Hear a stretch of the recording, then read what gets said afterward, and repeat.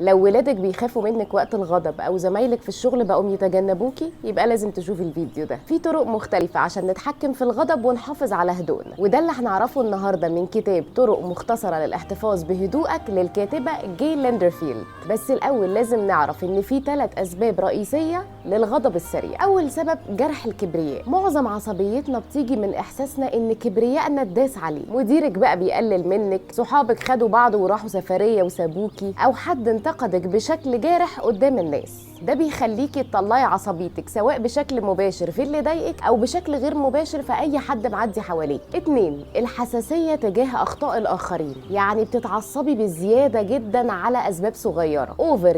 يعني ابنك كسر الفازة، خلاص عادي، لا انهيار وعياط وزعيق وصريخ وترعبي الولد.